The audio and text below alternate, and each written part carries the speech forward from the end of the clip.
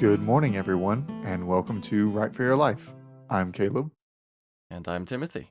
Man, I don't this is I was thinking we talk a little bit before every episode, and I was thinking about Mhm. how to start today's episode, and I really don't know how to start today, because usually something not necessarily big has happened, but usually something that I can preamble about a little bit. But I think we're sort of at a point where, I mean, we like last week we had audio problems, and this week, Mhm.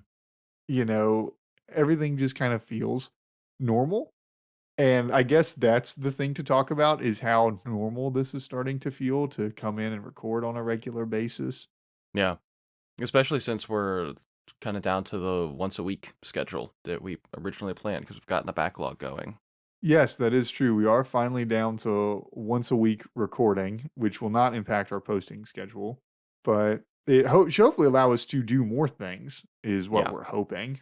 I'm getting to save about 5 hours a week between recording and editing and scheduling uploads and all that other kind of stuff. So I think that's about what a round trip is for an episode, is somewhere in the neighborhood of 3 to 5 hours. Yeah. Which isn't terrible, all things considering. Yeah, it really isn't between recording and then editing and then setting the post to upload. It's not that bad. But what it does mean is that essentially 4 days a week, instead of trying to edit an episode, I can take that time to work on something else, which could be additional writing. It could be hopefully more things for our socials or planning other things to do and to have, which should be really nice.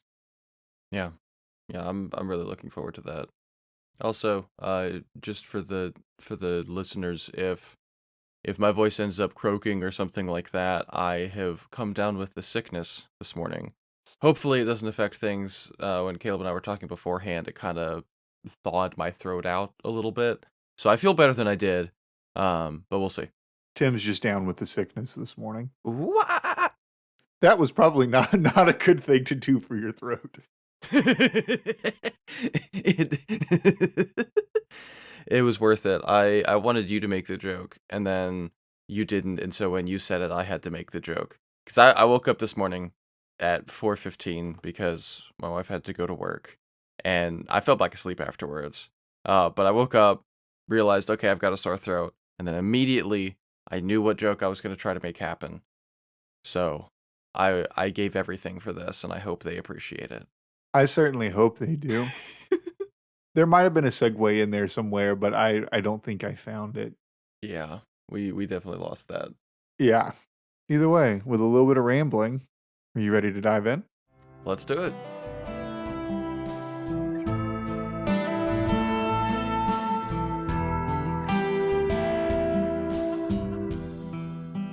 Icarus and Sisyphus.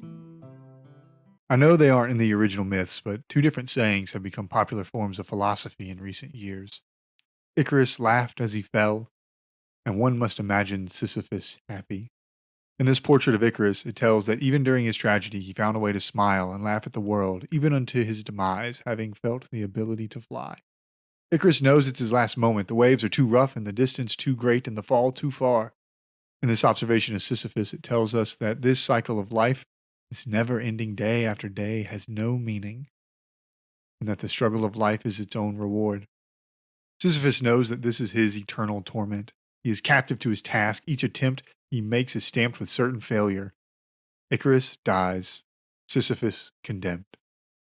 The story ends, the curtain closes. In both cases, it is resignation. It is their end. Oftentimes, we see ourselves attached to these same fates. We get too close to the sun and we fall from the skies, grasping at our falling wings and crashing into the water below. We push the boulder up the hill, hoping that one day it will finally rest atop it, but today was not that day. We often feel drawn to these people, these places of resignation. Or at least I do. Our wings melting before we can even see the other shore. Our task being doomed from before we even began it. It gives a sense of relief that life and success and happiness are outside of our control. Even if they were, it was only a matter of time before our pride made our wings melt. Despite all of those thoughts, something pricks at the back of my mind. It reminds me that we are not Icarus or Sisyphus. Even when we hit the water with a thunderous crash that can be heard from the heavens themselves, we do not die. Even when the boulder tumbled back down the hill and destroyed every hope and dream in its path, we are closer than we've ever been. We get the chance to swim back to shore and remake our wings. We get the chance to learn and grow and forgive for the wrongs we have done, even if the only person we wronged was ourselves. We get the chance to push the boulder back up the hill, knowing that it is possible, no matter how improbable. If we do not care for the task, we get the chance to walk away from it and stand in front of something that is worthy of our time. We do not share the tragedy of Icarus or the punishment of Sisyphus. We survive even our worst failures. And if we keep surviving, we may even get to live.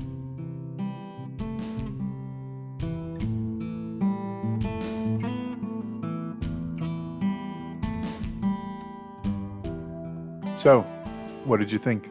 This is obviously a very different type of writing than what we've normally covered, and honestly, normally what you post on the Substack. It feels more like a musing, or maybe even like a small essay, compared to a poem or a short story, or something like that. And I know it's not often your particular style, but I really, really like it. I it feels like I'm just hearing you think, if that makes sense. One of those times when you're writing and I'm not really thinking about how you're writing or what you're writing. It's just going straight into my brain. And if we do want to talk about form a little bit, there is a lot of incomplete sentences, truncated sentences. It's like how someone would talk, even though it is intellectual and it's pondering something. It's interesting that you get something so philosophical, I guess, written in such a loose, free-flowing way. I don't think it's often that you see that outside of poems.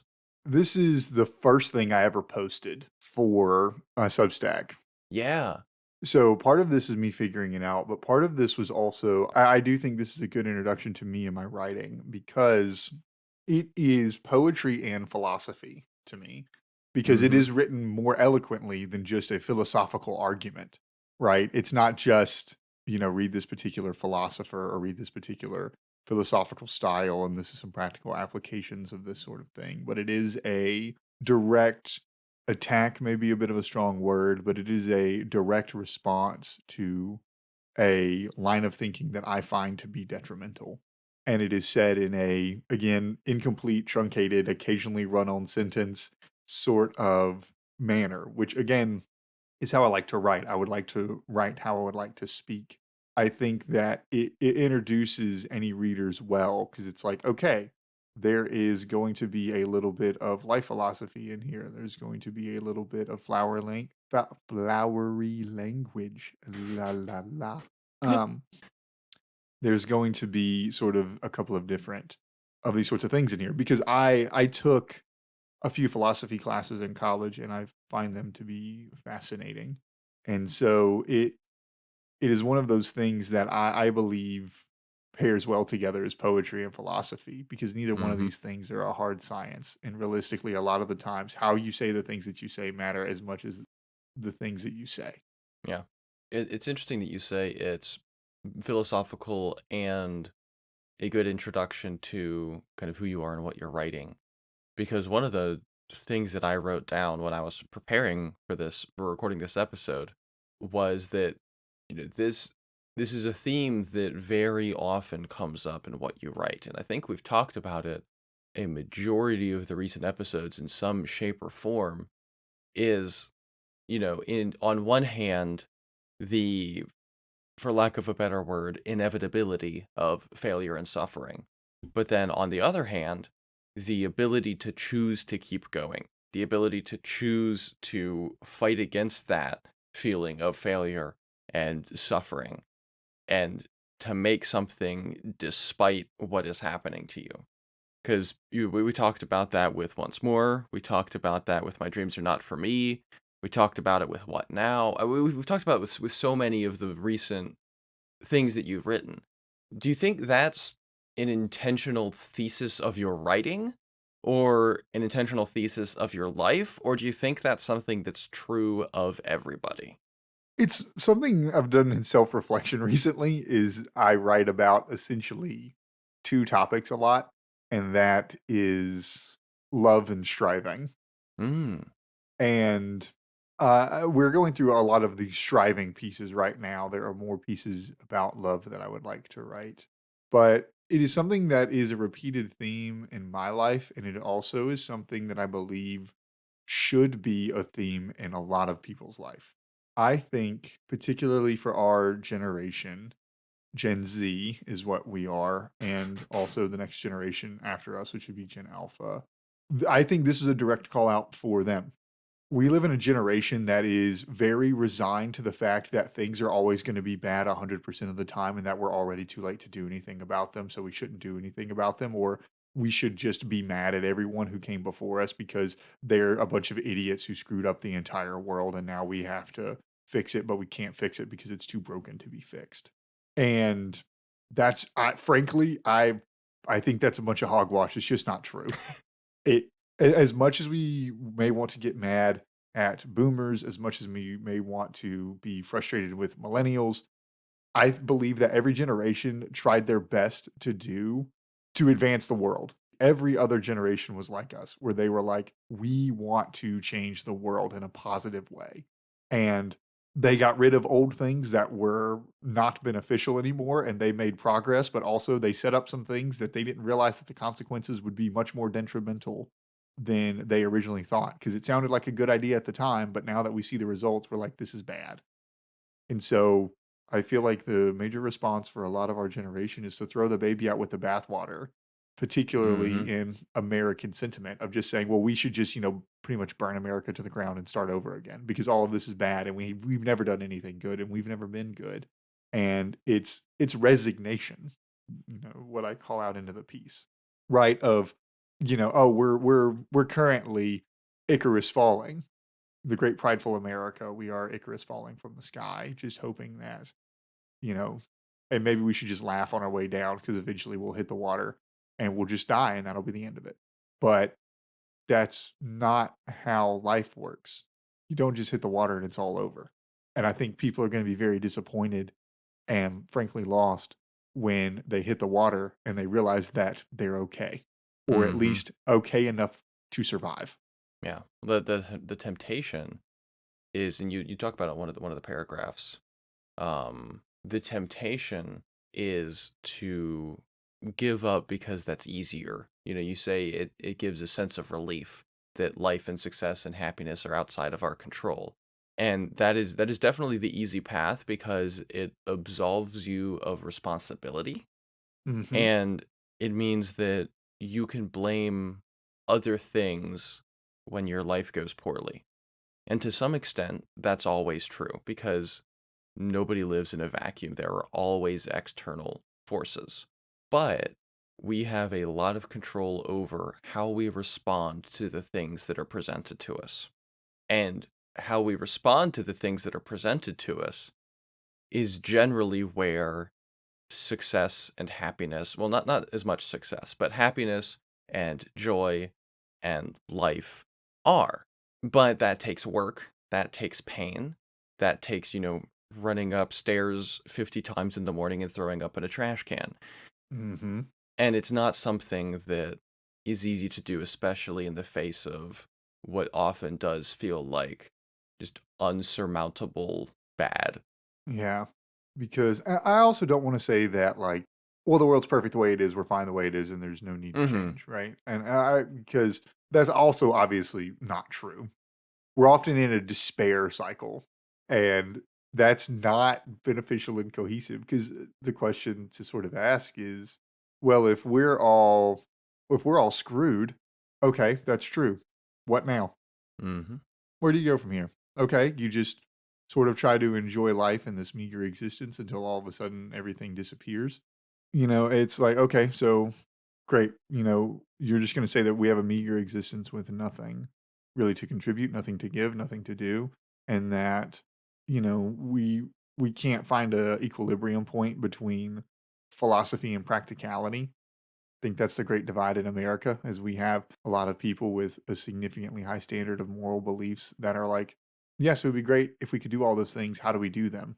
And there's no real answer on that end. But then there's also people who are like, well, we can't make real progress. So, we'll just kind of do these sort of little things over here.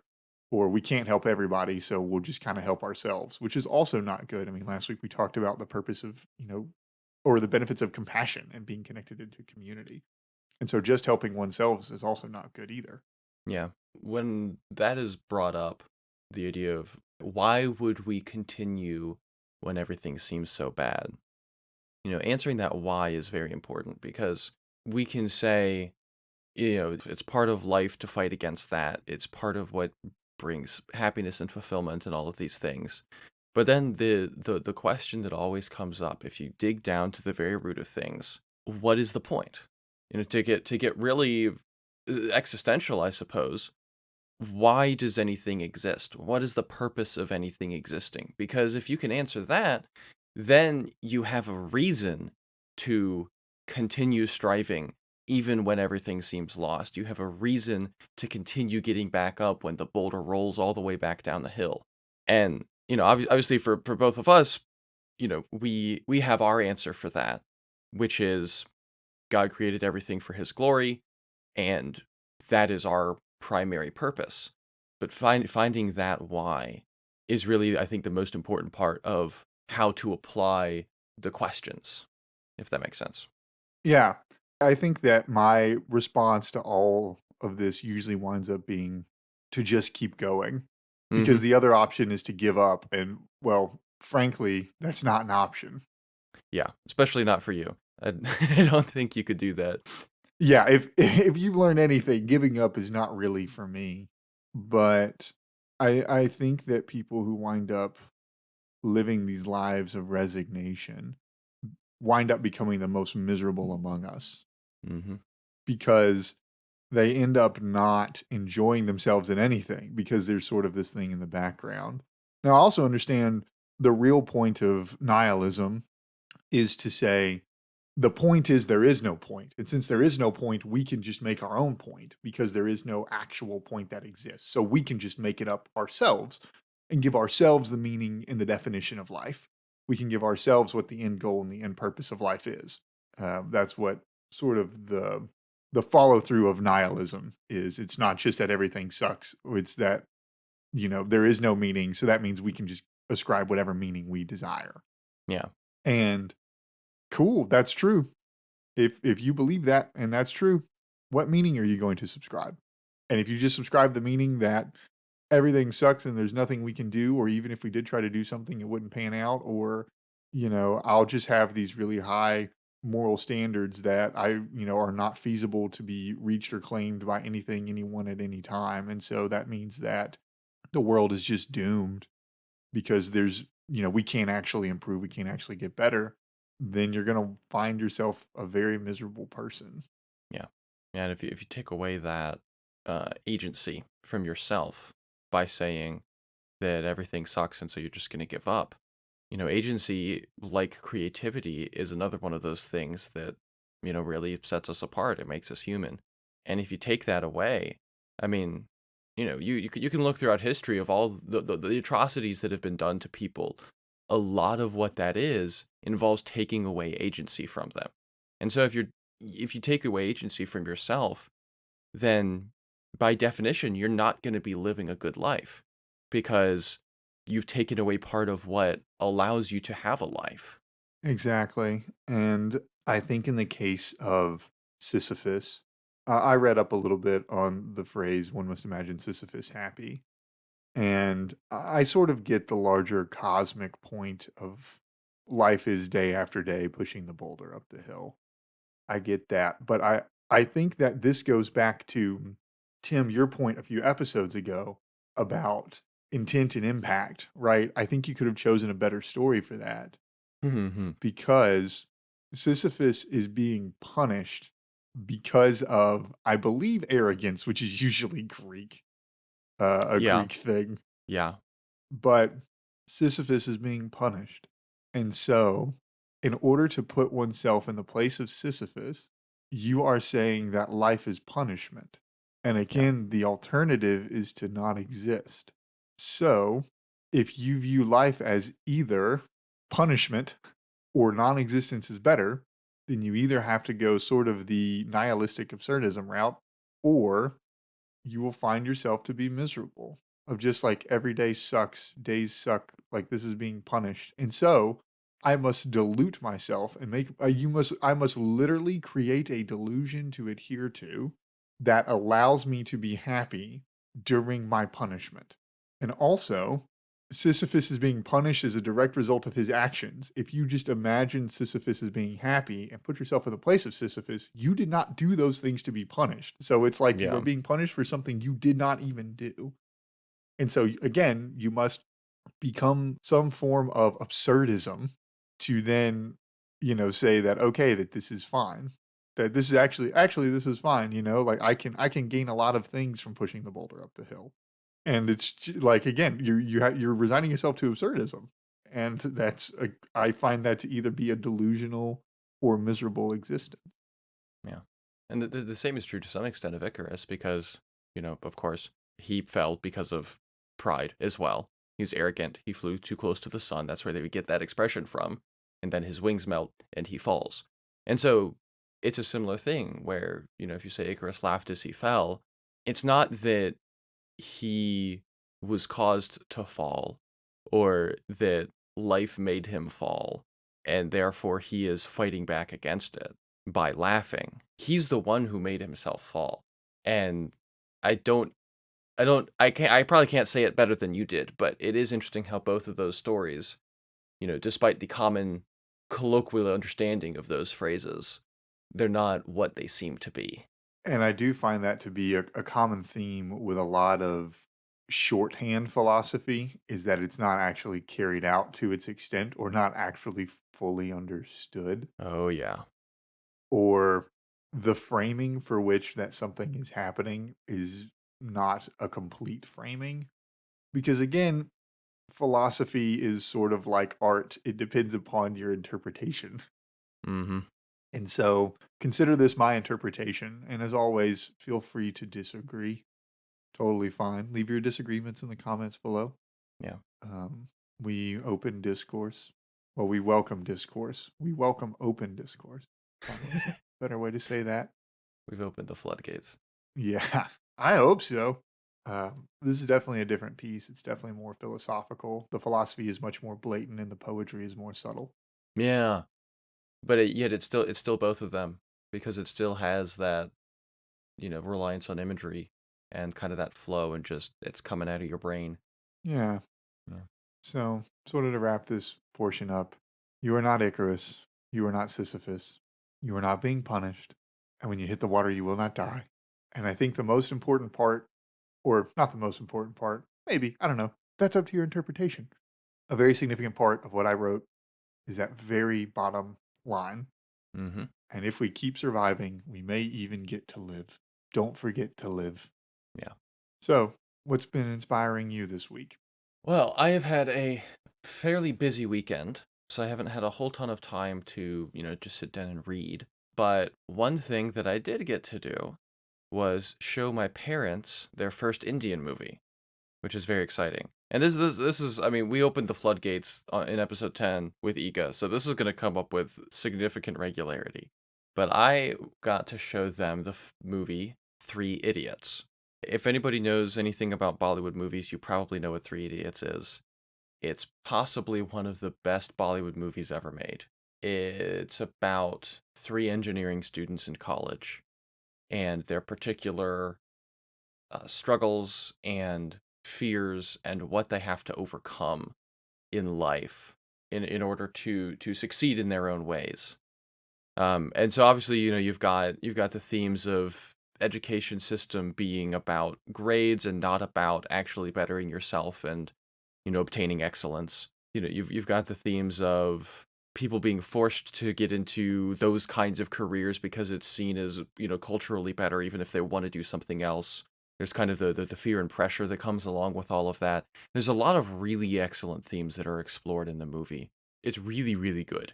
But the thing I want to talk about is not any of that. because I was watching my parents watch the movie to some extent because I've seen it, I don't know, 5 or 6 times at this point. And every time I watch it with a new person, I really like watching their reactions because they pick up on different things. And what my mother specifically picked up on was she had reactions to things that the main characters were doing that nobody else has reacted to while watching the movie because they do some stuff that's not so great. They definitely but bully is the wrong word. They strongly mess with another character in ways that aren't always provoked. Sometimes, he's a bit of a mean person. He's rude. He's all of these things. But then they do some stuff that's kind of out of proportion to him. They do some stuff that's just very callous. They get into trouble a lot in ways that could be easily avoided if they weren't being stupid. And most people, when they're watching the movie with me, at least, that is just kind of brushed under the rug, and they're taking in a lot of the themes and storylines and character moments. But when my mom was watching it, she had reactions to those things, and it drew my mind towards them as well, and it made me think about how you present flawed characters in a way that makes them still likable. Mm, mhm. Because Yep. everybody in that movie is flawed. And you have your three main characters who are all flawed in their own ways. You have one kind of villain, I guess, who gets a redemption arc at the end, and then you have one villainish person who doesn't get a redemption arc at the end. He is the end is for him is him being embarrassed and humiliated. And Mhm. all of them do, things that aren't that great. All of them make stupid decisions and mess with people in a way that's not kind and say stupid things and mess up other people's property and get in trouble and all of this stuff.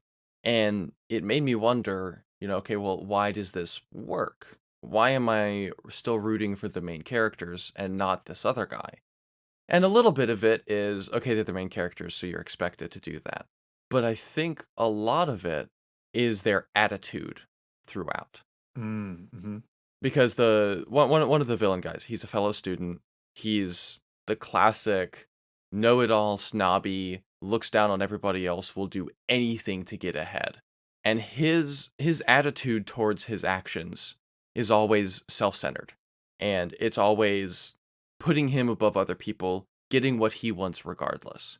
And then for two of the main characters, they do things that are very similar to what he does, and yet their attitudes toward that are often either they're doing this for somebody else.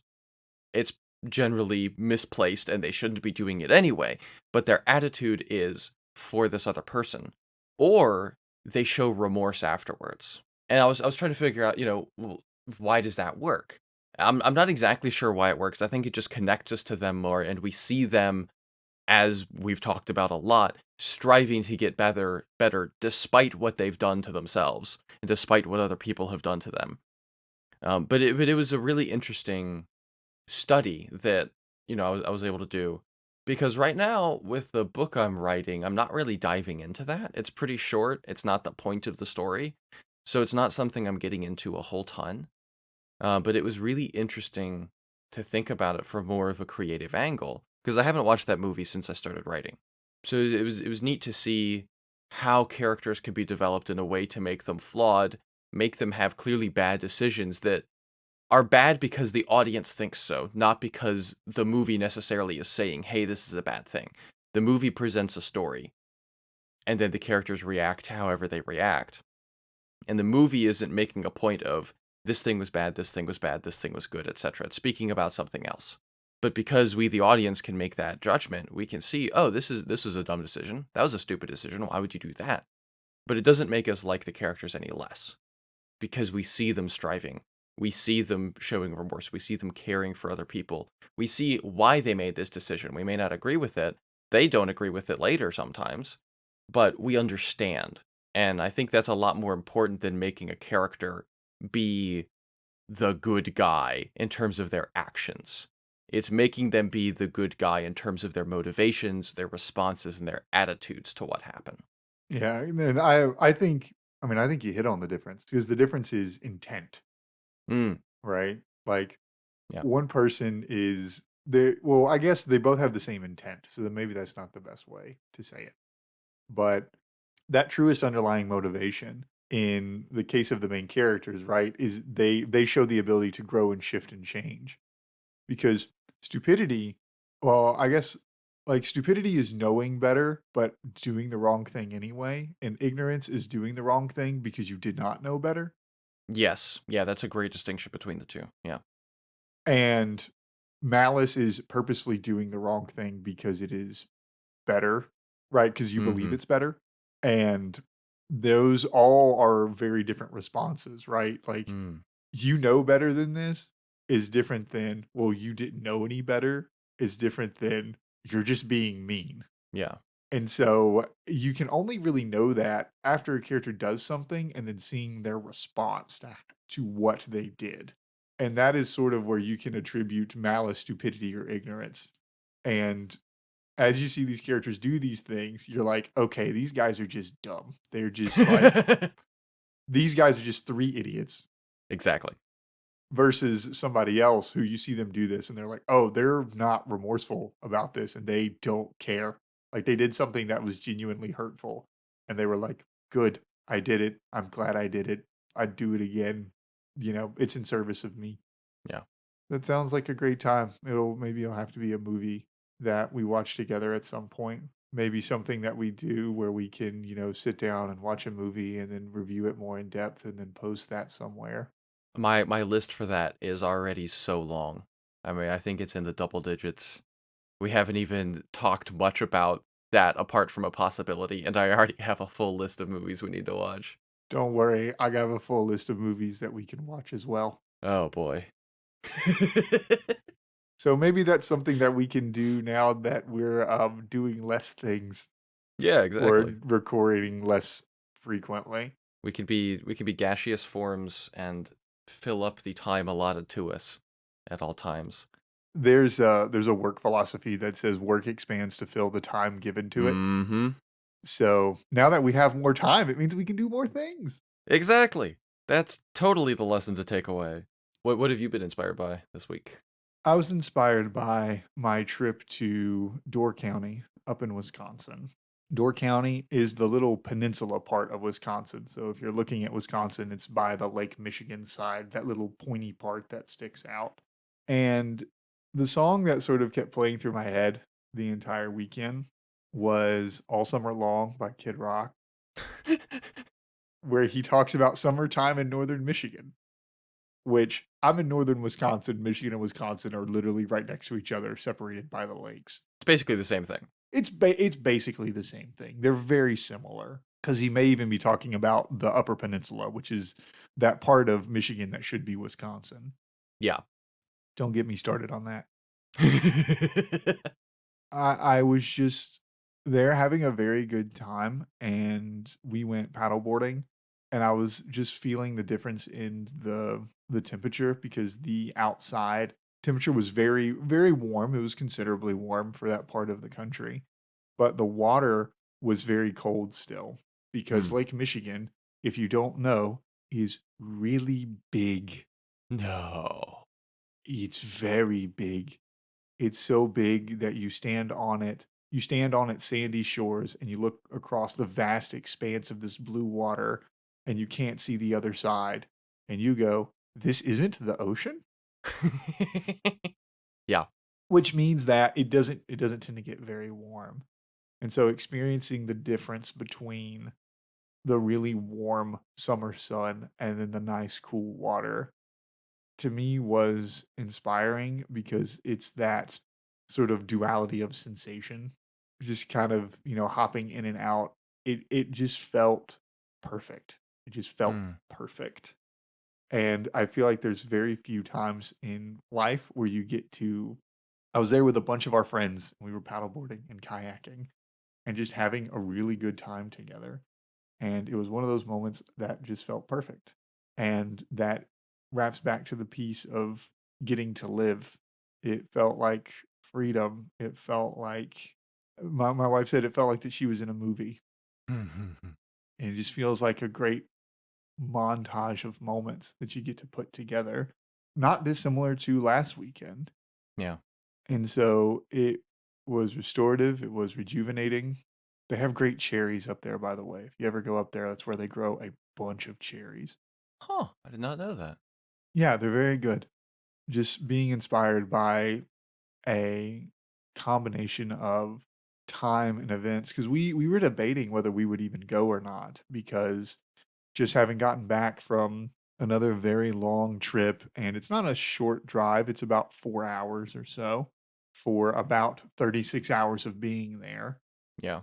but that is where, like, sometimes doing something that makes you uncomfortable, because we went with a pretty sizable group of friends, we went with 11 people.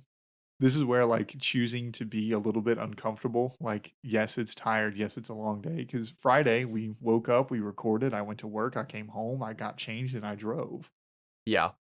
And we got there at 9. I mean, you're talking about a 16-hour day where Mhm. you're doing things, and so it's, the ability to push through and at least be uncomfortable for a little bit to wind up getting something that just felt like a smash hit, just a great collection of moments. Yeah. Yeah. And a thing that I've also been struck with recently is the necessity, not just the ability, but the necessity to appreciate those parts of life actively. Mhm. Yep. Because there's something about, oh, that was nice. But there's another there's so much more when you accept, yeah, there's all these things that are bad. There's all these things I'm working on. There's these things I'm failing on, etc., etc.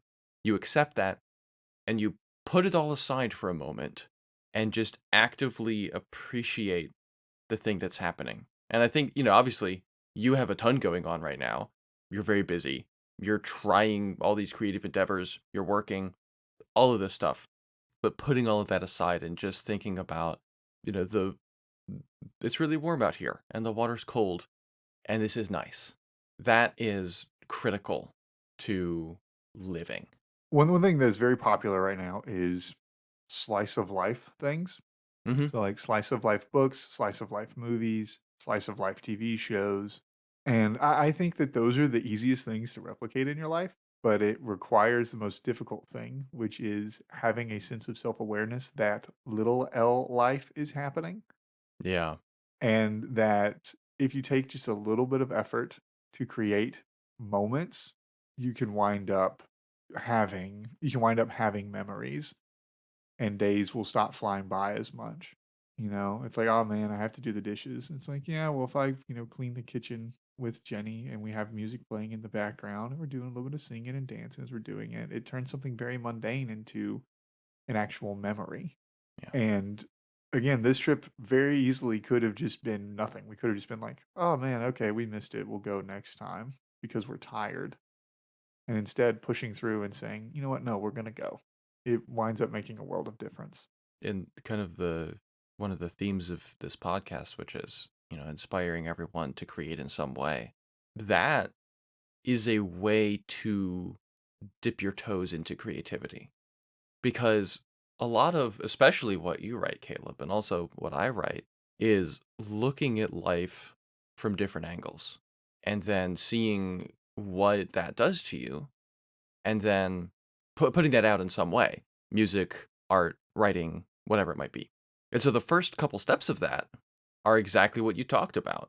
Consider a mundane moment of life and look at it from a different angle, appreciate it in a different way, make it more than what it is.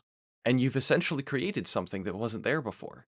Because Mhm. instead of, oh, washing the dishes, doing a chore, done, you created an experience. And that's all art is creating an experience out of something in life. And oftentimes, obviously, it's written down or it's put on a canvas and it can be shared with other people, etc., etc. And even if it's not, we've talked about creating just for yourself before. Mhm. That's a way to do it.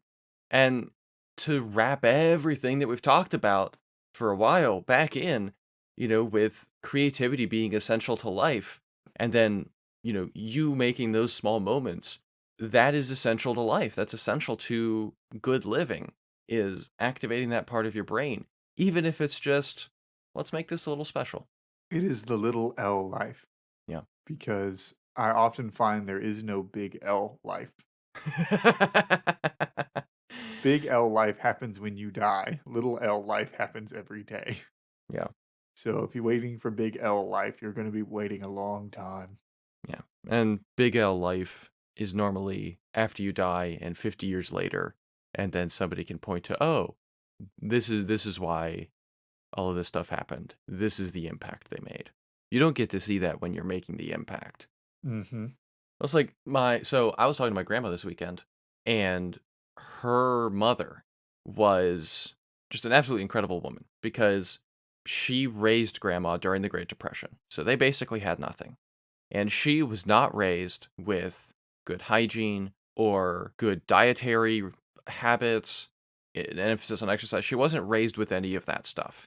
She never got a college education, and she decided that she wanted her daughter to have a better life, to be raised better than she was raised. Not because she thought her parents were horrible or anything like that, but because she just wanted her daughter to have a better life. And so, despite never being brought up with these things, she learned, she studied, she worked really hard.